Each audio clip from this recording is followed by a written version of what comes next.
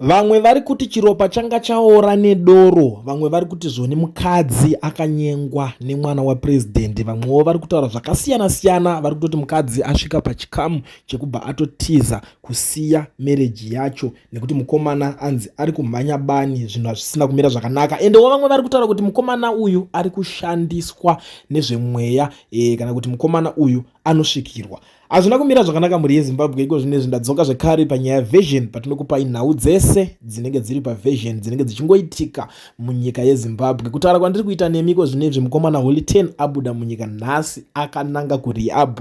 That's word in the street.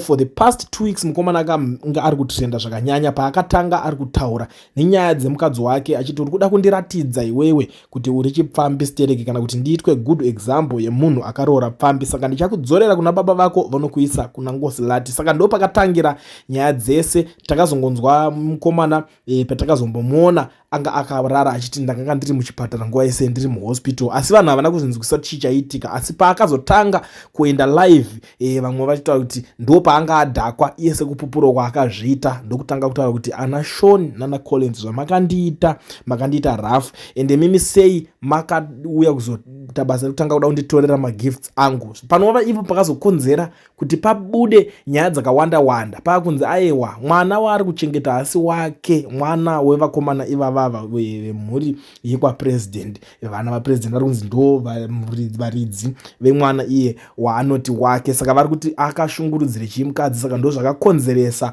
kuti zvoni mukomana pakubuda chinyadzisa mukadzi achitaura mashoko aitaura, zvakakonzeresa kuti azosanganiswa nevakomana, nekuti iye aiklema kuti akavingwa nemauto vakada kumurova-rova. Zvizhinji zvakaitika, zvizhinji zvakatora nzvimbo ipapapa, ende vanhu makanga muri kungonzwirira nekunzwirira, vamwe vachipinda nyaya dzacho nemwoyo, vamwe vachiita sei. Asi tisingadi kupedza nguva tichitaura zvakawanda-wanda, nhasi nguva iya yasvika yanga yakamirirwa nevanhu vese kuda kunzwisisa kuti chichiri kuitika, nekuti vebato raanotsigira vakanga vari kutaura kuti mukomana ngaaende kurehab. Nyaya yacho kutosanganisira vamwe varume vakuru chaiva vane matumbu vaibuda vachipopota, vachibuda furo nenyaya yezvinhu zvaiitwa nemujaya uyu Holy 10, nyaya idzodzidzi. Saka ndo pakazongotorwa decision chinyararire, akungobuda takangoona pakutaura kunzi mukomana ari kuda kuenda kurehab. Pasina nguva ndobva abuda munyika. Vamwe vari kuti kutiza kwaaita, vamwe vari kuti acharasikirwa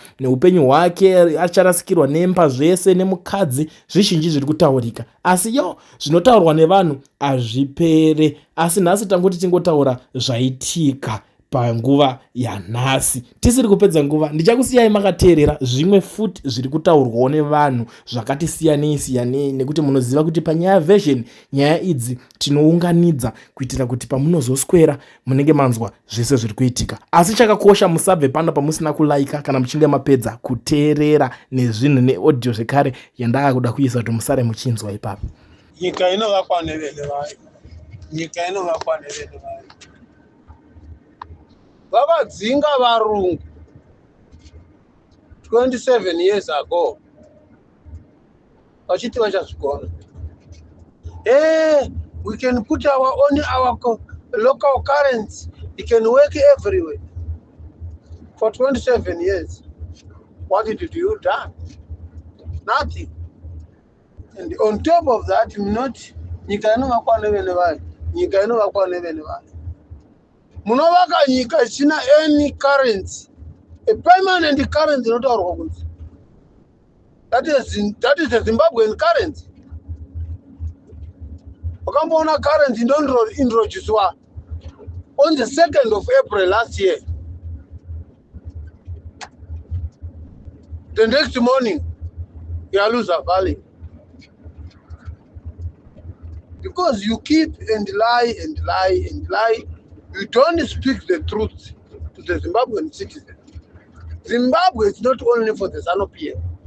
Zimbabwe is for the citizens of Zimbabwe. Everyone. Anomuono wake.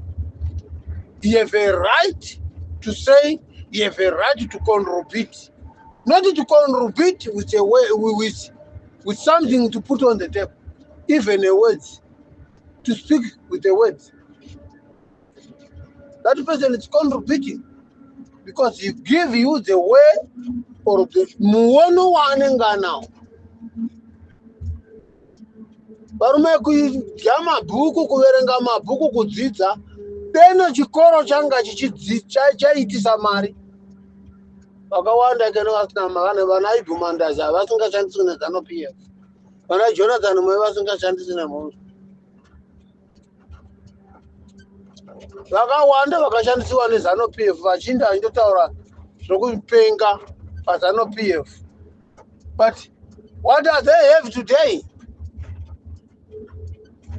Look at themselves. What are they doing? Nothing. Munhu akaita education ikamushandira akaita mbavha muZimbabwe. It's one person, Mugabe. Akaita mbavha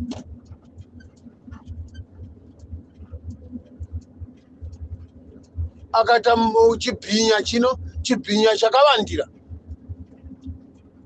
Same nechibhinya chiri kungetwa naMnangagwa. Munotaura kuti vana Chidhumo, it was Chidhumo naMasendeke, it was a notorious.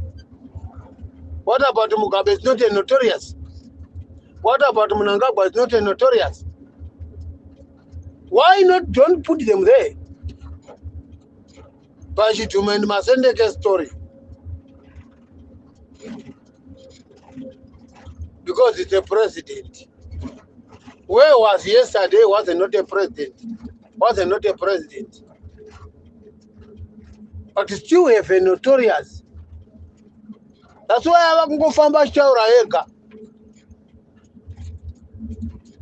Sakataura, Ibo Papa Nagajara, but Monica Tutor, Sukita Vanish, Ashinakunak, Sukita Vanish, Truxor, I was this on Nagajara. Here I'm working, dear, no Sakana Tunaga, you paint one of Waka, or I am a notorious how.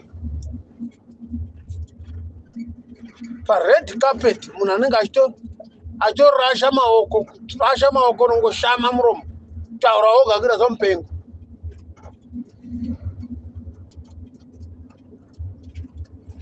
Musamanikiza munhu kuti afire pachigaro. Musamanikiza munhu kana ava kurashika njere. Mupei mukana wake akataurirwa naChamisa kuti kana ukaretire in a proper way unowana $4,000 every month, and nobody can stop that money. No matter Mnangagwa dies today, their family, they receive that money like Mandela did. Mandela still now is on the grave. How many years Mandela died? But still, his name, his legacy, people, they are still recognizing me. And they can go wherever you can go.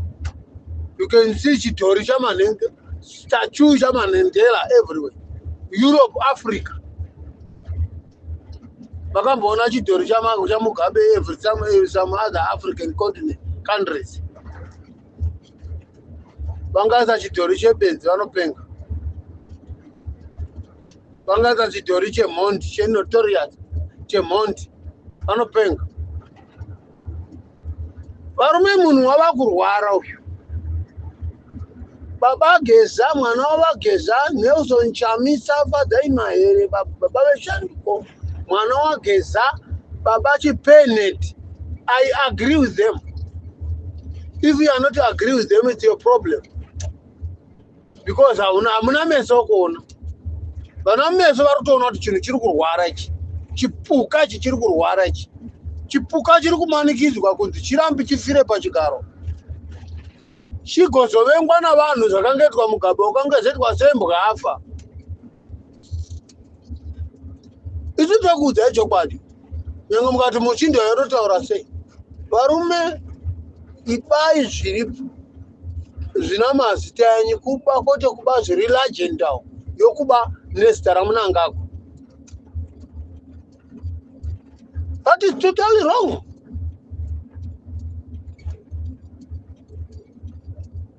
Why don't do your criminality without any name of somebody else? If I do my criminality in South Africa, I stand that criminality comes through to my name. not through to any Zimbabwean person. Not any individual from Zimbabwe. It can involved with my criminality. Like you ZANU-PF doing. You guys of ZANU-PF, your criminality is involved with the name of Mnangagwa and ZANU-PF. Zimwe zama kumuitisa chero mukamutara teresa tauro za Mnangagwa. Achipa speech. Unaona takuona kuti munhu ari kurwara njero. Anotopota abuda mutopic yamuri kutotaura. You run out of the topic. To show you people you support the indignant and the legacy of corruption. Yeah.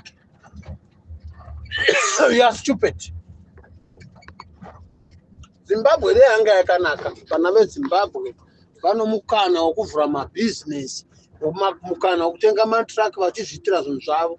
But we cannot do that because of you people. You support the criminality to stay in power, and always you support the government of ZANU-PF, the political part of ZANU-PF, to impress the poor of the poorest to stay poor.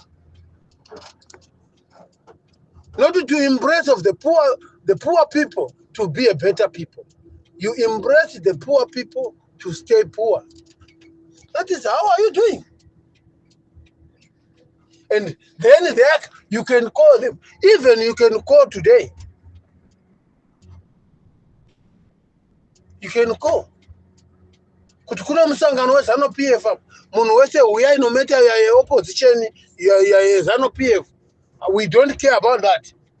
You can see how are they dressed. You can see their skin. You can see their bodies. That is totally wrong. Nobody you deserve to be the way there is. Some people they deserve to be a better people, but they cannot be a better people because of ZANU-PF.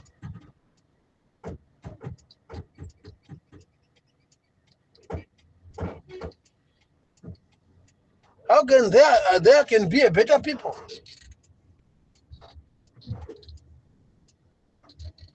Look today. Wallington akaudzwa nachamisa kuti you are only holy. You are Wallington. You don't know nothing, my young brother. And you don't have any education, my young brother. You're speaking things what you doesn't know. You are only holy. Now, abakuwamukira futi vanhu veZANU-PF vaya, vanhu vaMnangagwa akuwamukira. Kana Wallington achitaura nhema, munotumirei masoja kumba kwa Wallington, iwewe Mnangagwa nevana vako. It was supporter of ZANU-PF, and they receive a car. The house Wallington you have it today, you receive it from ZANU-PF. No matter you like it or not, that car, that Discovery for 2015 was the receiving model from ZANU-PF. Even now,